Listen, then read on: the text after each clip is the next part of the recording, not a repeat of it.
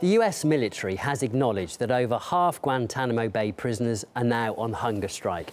Among the 84 protesters, 5 have been put in hospital with life-threatening conditions and 16 are being force-fed. RT's Gianni Chikian now explains why the inmates have resorted to such desperate measures. Here's a breakdown of who's currently held captive at the U.S. prison in Guantanamo. 54% are Yemeni nationals. That is 95 captives out of 166. Just a few more figures. A total of 86 prisoners there have been cleared for release. 56 of them Yemeni nationals. 3 years ago, the U.S. suspended all transfers of detainees to Yemen. What seems to aggravate the psychological torture of indefinite detention is knowing that your nationality, something that you cannot control, is the sole basis of that ordeal. Defense lawyers say what they deal with now is collective punishment by the U.S. government based on nationality, which is a clear violation of international law. When pressed for answers, the administration, the State Department specifically, which was in charge of those transfers, they point the finger at Congress, at the moratorium that the lawmakers put in place, at the Defense Authorization Act that they passed. But lawyers say those are just excuses. Our clients are coming to grips with the cold fact. They may well die at Guantanamo, not because the state is unable to transfer them, but because it's unwilling to do so. The transfer restrictions are difficult. For example, they would require the Secretary of Defense to personally certify that a receiving state had taken steps to ensure that a prisoner can never threaten the United States in the future, whatever threaten might mean in that context.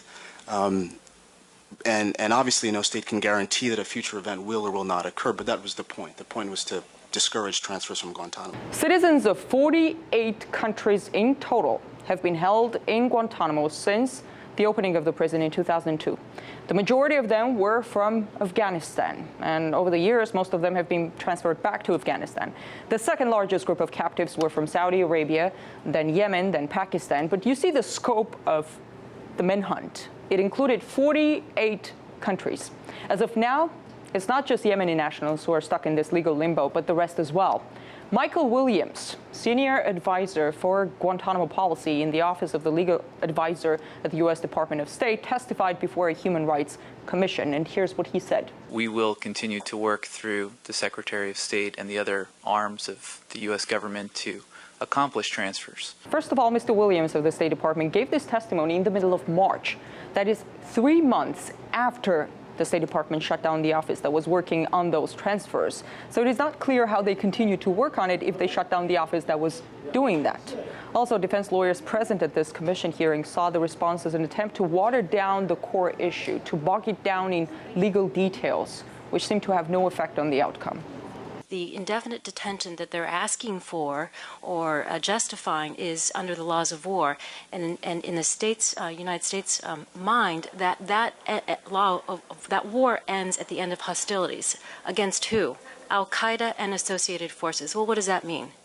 That's indefinite. That is the epitome of indefinite. Some here have voiced the idea that whatever is keeping most of those people there has nothing to do with the law, but more with the fear that even those who had been wrongfully captured and held there for years for no reason have witnessed so much at that prison, including torture and other forms of humiliation, that fear that the U.S. may have created its own enemies.